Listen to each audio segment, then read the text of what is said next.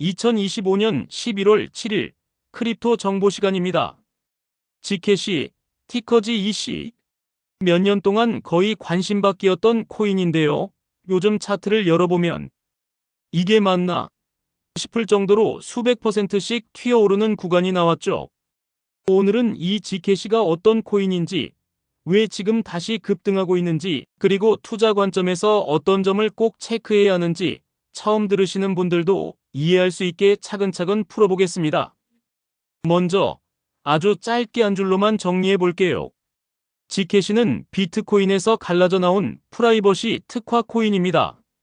차이점은 단 하나, 비트코인은 모든 거래 내용이 공개되는 반면 지켓이는 누가 누구에게 얼마를 보냈는지를 숨길 수 있다는 점이에요.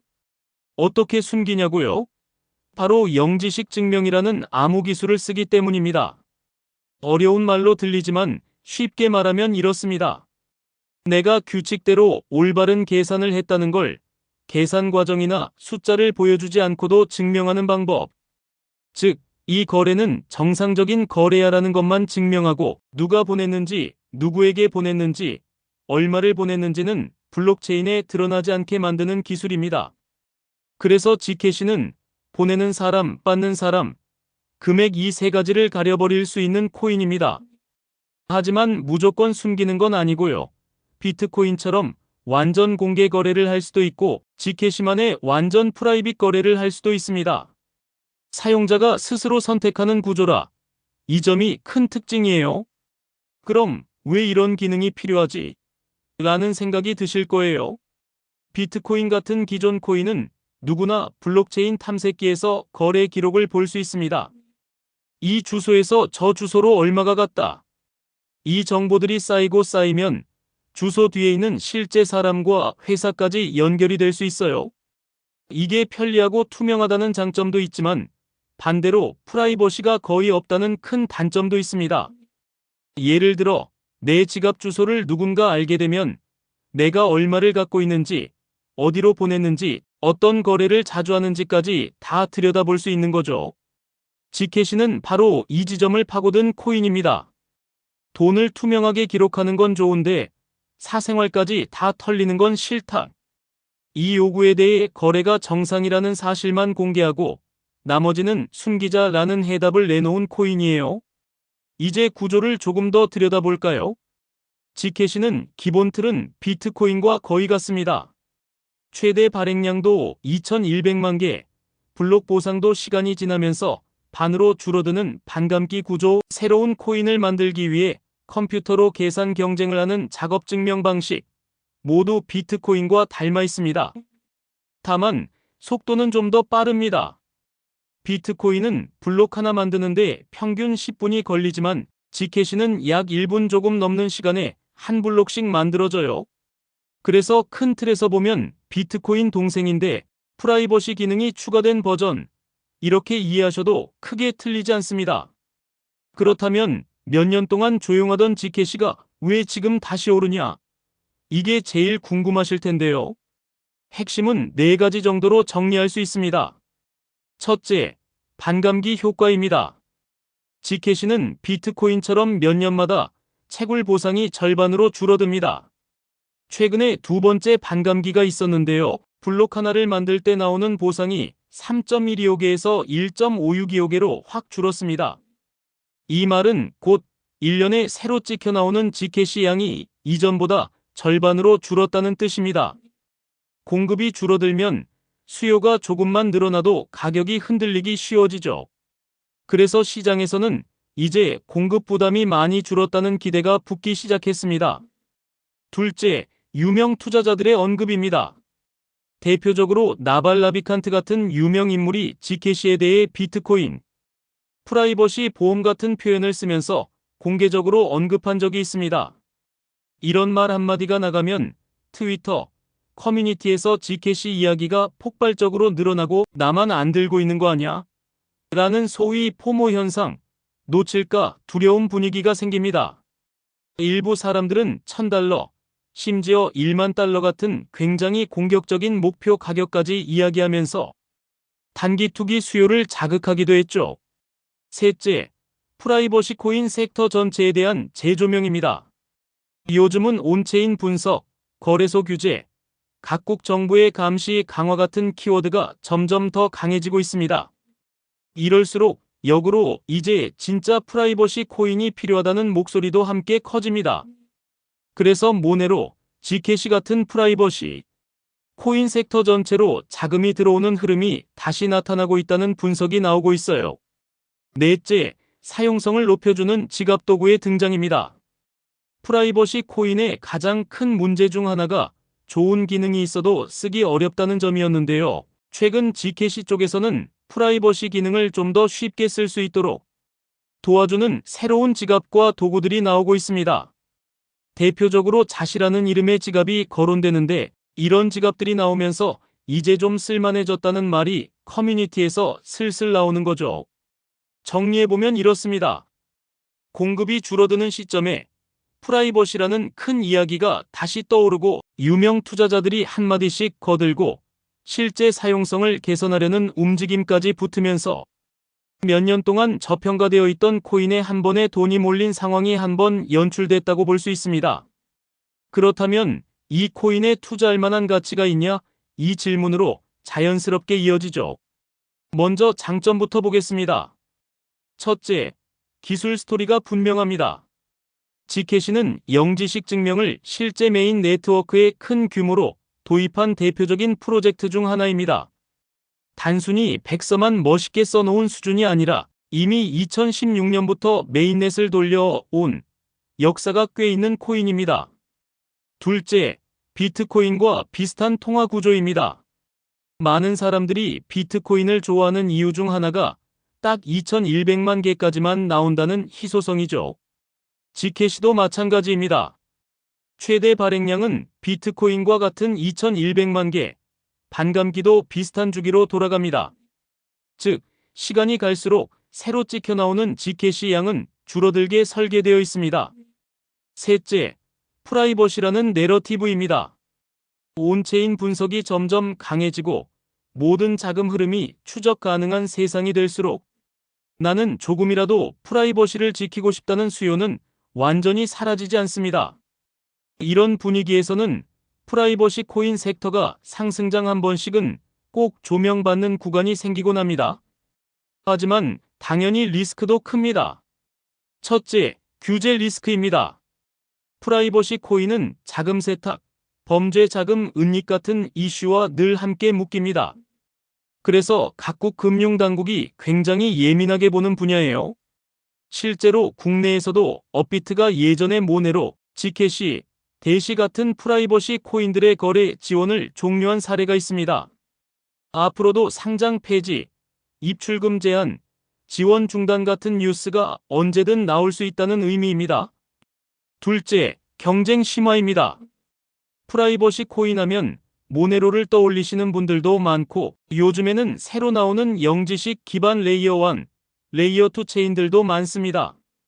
즉, 프라이버시라는 키워드를 지캐시만 혼자 가져가는 시대는 이미 지났고 여러 후보 중 하나라는 자리라는 점을 분명히 알고 들어가야 합니다. 셋째, 변동성이 매우 크다는 점입니다. 몇 달 사이에 수백 %씩 오른 구간이 있다면 그 반대 방향으로도 몇십 %씩 조정이 나올 수 있다는 뜻입니다. 특히 인플루언서들의 과한 목표가 소셜 미디어의 분위기가 단기적으로 가격을 심하게 흔들 수 있다는 점은 항상 염두에 두셔야 합니다. 여기까지 들으셨으면 어느 정도 윤곽이 잡히셨을 거예요. 이제 어떤 사람에게 지캐시가 맞는가? 이 부분을 정리해보면 이렇습니다. 단순히 단타 한번 쳐볼 코인 없나? 이런 느낌보다는 첫째, 프라이버시와 검열 저항이라는 가치에 어느 정도 공감하는 사람. 둘째, 변동성과 규제 리스크를 감수하더라도 포트폴리오 일부를 프라이버시 섹터에 배정해보고 싶은 사람. 이 두 가지에 해당하는 분들에게 지캐시는 한 번쯤 깊게 공부해볼 만한 코인입니다. 조금 더 구체적으로 구조를 정리해 볼게요. 지캐시는 레이어 1 메인넷입니다. 즉, 이더리움, 비트코인처럼 자체 블록체인을 가진 독립 체인입니다. 합의 방식은 앞에서 말씀드린 것처럼 작업 증명, 즉 채굴 방식입니다. 채굴자들이 컴퓨터로 계산 경쟁을 해서 블록을 만들고 그 보상으로 지캐시를 받는 구조입니다. 블록 시간은 약 1분 조금 넘게 걸리고 기본 송금 수수료는 비교적 낮은 편입니다. 다만 프라이빗 거래, 즉 쉴디드 거래를 사용할 때는 계산량이 많아서 조금 더 무겁고 느린 면이 있을 수 있습니다. 지캐시는 비트코인을 기반으로 갈라져 나온 만큼 이더리움처럼 스마트 컨트랙트를 자유롭게 올리는 범용 플랫폼과는 조금 느낌이 다릅니다. 더 정확히 말하면 결제와 프라이버시 보호에 특화된 메인넷에 가깝다고 보시면 됩니다. 경제 구조도 한번 짚고 넘어가죠.